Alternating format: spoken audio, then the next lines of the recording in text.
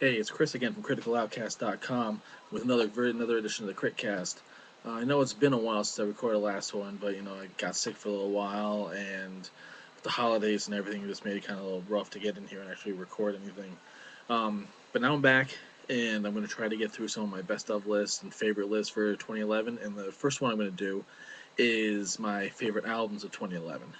Now, don't get me wrong, this is not a best of list. I don't listen to nearly enough music to be anywhere near definitive, but I do the best I can. And essentially, this is basically going to be a whole bunch of the albums that I felt were some of the tops that I listened to of the year. And I think you should check them out, especially if you're into some of the same music that I am. Um, okay, I'm going to apologize. It's probably going to run a bit long because I have a whole bunch of albums I want to cover. Not really just going to be in depth. It's going to go through an alphabetical list of the artists with their albums and a quick line or two. Um, so, okay, let's get this started. Okay, first album is from Amon Amarth. Their new album, Surtur Rising, is heavy. It's a big thundering slab of Viking death metal. There's this great blend of brutality and melody that I play here that makes them really stand out in a crowd.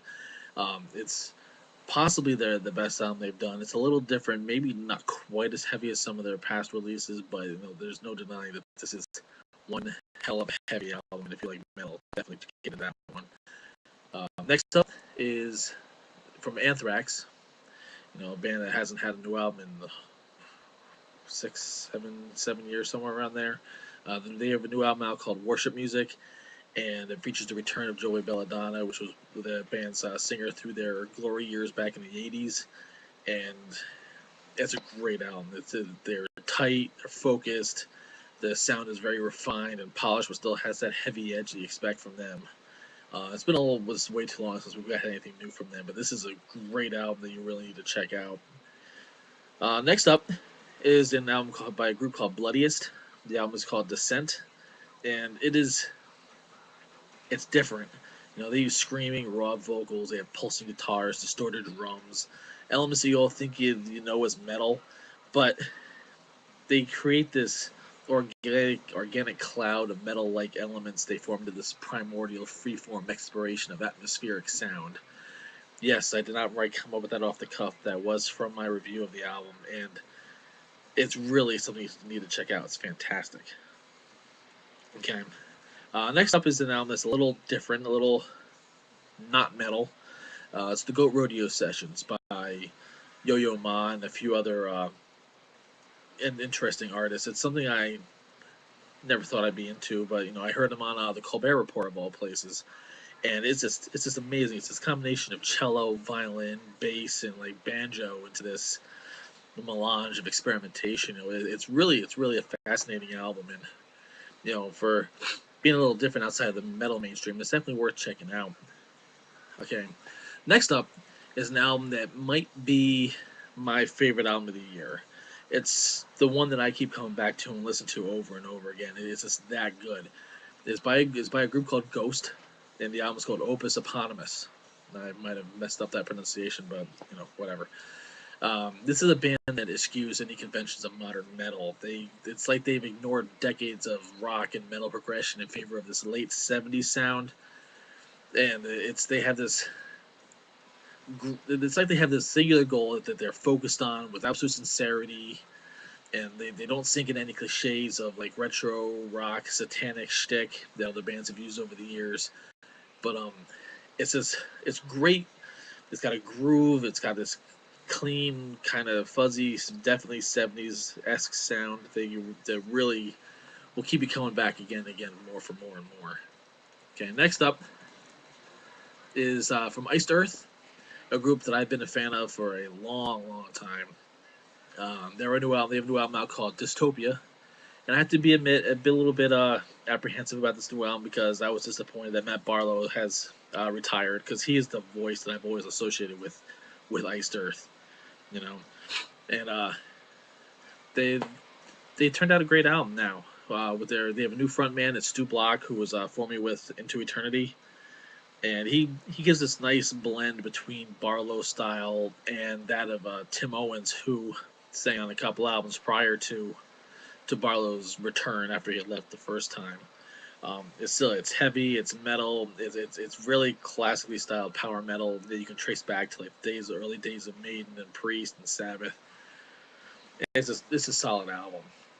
Uh, Now we have another great big power metal act, Jag Panzer. They're out. Their latest album is called The Scourge of Light, and it gets this big booming slab of metal with some heavy riffs, screaming leads, solid rhythm, and some really great first-rate pure metal vocals. It's really another one that you really should get your hands on and check out. Next one takes a little bit of a turn. It's the Path to Totality from Korn.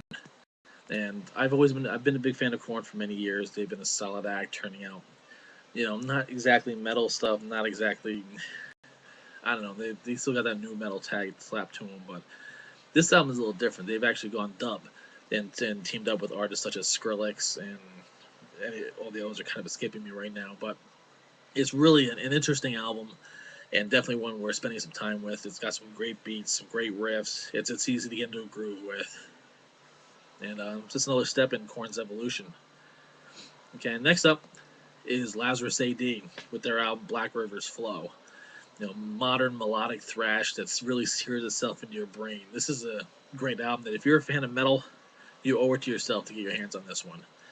Okay, it's their second album. Their first album was re-released, I believe, last year, which was recorded back in '07, and is also, definitely a big metal act. These are guys that you really want to get to know and just, if you like metal, you'll probably really like them.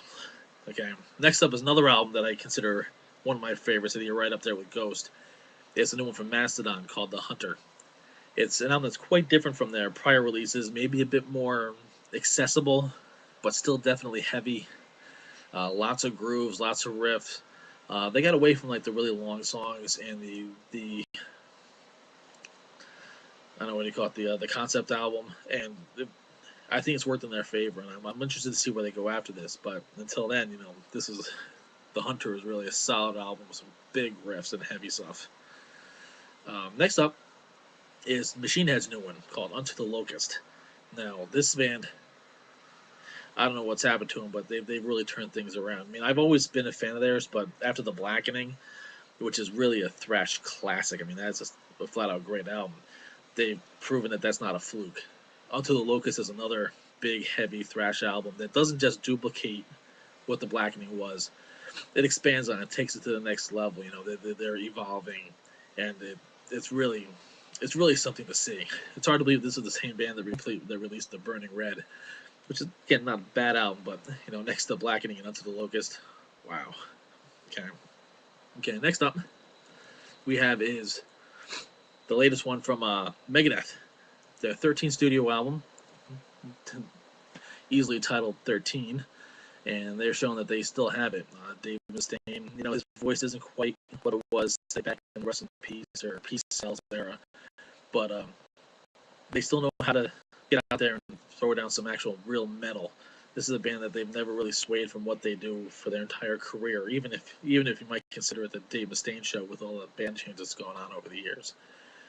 But with the likes of Chris Broderick on guitar, and the return of Dave Ellefson, and Glenn Drover back on the drums, it's a solid lineup. It's probably the best lineup since the Marty Friedman, Nick Menza era back in the early '90s. Next we have is Jeffrey Nothing with his solo album called The New Psychedelia. And if you never heard of him, he is one of the voices from Mushroomhead, which is another band that I'm a really big fan of. And this album puts his voice front and center because he's only one half of the vocal duo in Mushroomhead, because they got two singers there. It's just great seeing him do this solo album where he gets to experiment a little bit outside of the constraints of the band, do something a little different, be a little more experimental with it.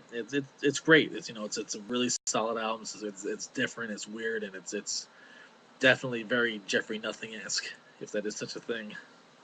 Okay. Next up, we have a band called Power Glove.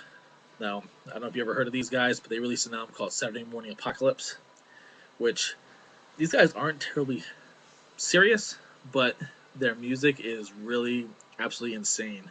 What they do is they actually take old cartoon theme songs and create these instrumental metal tracks around them. Stuff like the old Batman animated series and Transformers and Pokemon, and it's just it's just amazing what they can do with that stuff and by turning into these big epic power metal, you know, expressions. It's pretty amazing. It's a lot of fun. Definitely worth checking out if you like big, like progressive metal type stuff, or if you're a big fan of those old '80s cartoons and metal. It's a great combination. And next up we have is the latest one from Sebastian Bach. Um, for life of me, actually, I forgot what the name of the album was. Sorry about that. Anyway, his new album is pretty fascinating. He's got this great new guitar player named Nick Sterling, great young player, and Bach is really starting to establish himself as a solo artist between this and his prior release, Angel Down. His voice is amazing. The songs are catchy. They're really hard rock album. It's great stuff. And also if you ever get a chance to see him live, he puts on a great show. Okay, and about to round this up with the final one I want to talk about is by a group called The Very End with their sophomore album called Mercy and Misery. This is a this is a German band, and they deliver this heavy, melodic, really listenable music, and it's just really. I put them in a similar vein as Lazarus AD, where they have like great melody, great hooks, great heaviness, and these guys actually toss in a couple of interesting solo tracks too. Sorry, not solo tracks, cover tracks.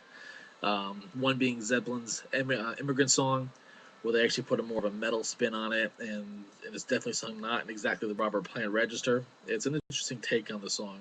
Again, it's not Zeppelin, but it's definitely a pretty interesting take. As well as the song "Maniac," which you might have heard back in the movie Flashdance. Interesting choice for a German metal band to do, but it proves to be a lot of fun. In any case, that about wraps it up. I know there's a lot of albums here to cover, a lot of stuff I hope you get up there and check out. And in any case, be sure to check me out, my full length ramblings over at criticaloutcast.com.